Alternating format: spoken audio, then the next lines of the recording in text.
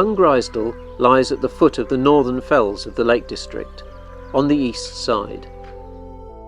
It's just north of the A66, the main road from Penrith to Keswick and the west of Cumbria. This is another location where St Kentigern preached. Also known as St Mungo, he established a small church in Glasgow in the mid-6th century, on the site where the medieval cathedral now stands. When he was forced to leave Scotland, he went to St David's in Wales, preaching and setting up crosses along the way, including many in Cumbria. So it's safe to assume that there's been a place of worship here for over 1450 years. There's no information about any of the earlier structures. In fact, very little is even known of the building that the current church replaced. But it seems very likely that it was of a similar size and shape, and on the same spot. The modern name for this village is derived from Mungo for the saint and the Norse Grisdale, meaning Valley of the Pigs. There's a silver chalice from the church on display in the treasury of Carlisle Cathedral, and it bears the inscription Mungrisdale, 1600.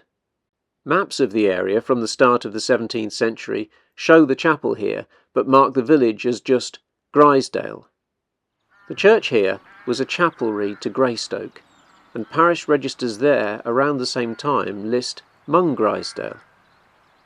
On a map of the late 18th century, the village is marked as Grisdale or Mungrisdale.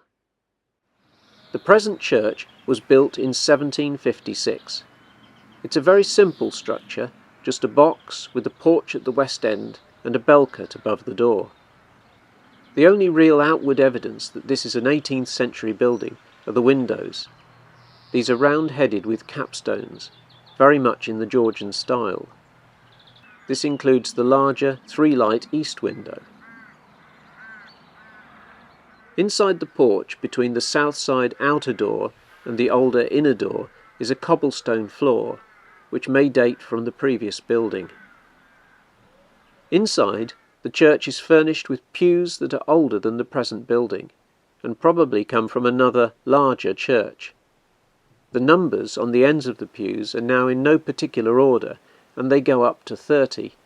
There really isn't the space here to have ever held that many pews.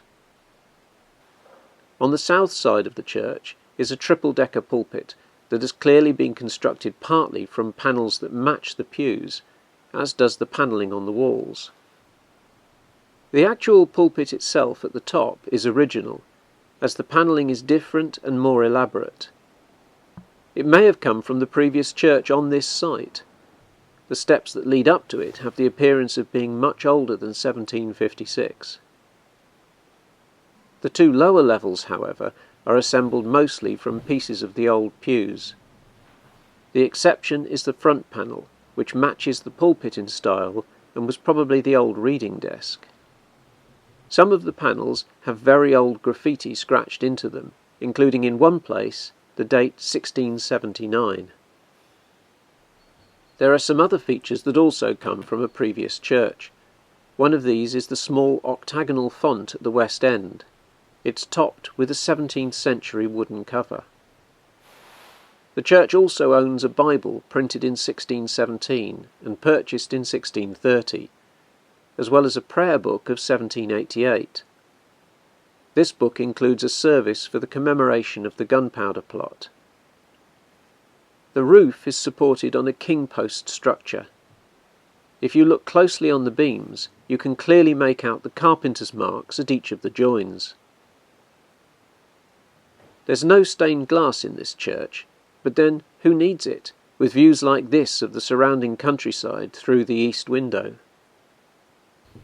On the wall there's a memorial to Raisley Calvert, whose son was a close friend of William Wordsworth, and left the poet the sum of £900 after his untimely death. Wordsworth had helped care for him through his illness. There's also a plaque to commemorate the restoration work that was carried out in 1925. Amongst other work, the roof of the church was restored at this point. The following year, the church became a separate parish, taking in the neighbouring small villages of Mosdale, Boscale and Troutbeck, Also, at this point, the churchyard was consecrated for burials. Up until then, all burials were conducted at the mother church of Greystoke. Ella Kidd provided some needlework for the church in 1990. Near the altar is a banner she made. It incorporates the 5 symbols of St Kentigern: a robin, a ring, a fish, a bell and a tree. In the bellcote at the west end of the building is a single bell, bearing the date 1491, but according to the listed building information, it's a Victorian recast of the original bell. Across the road from the entrance to the church is the former vicarage, now a private house. Just along the road from this is a small building that now serves as a meeting place for parish activities. St Mungo's house was at various times a storeroom, a clogmaker's shop and a butching house. It was given its new lease of life in 1988, and together with the church continues to be an important part of the local community into the 21st century.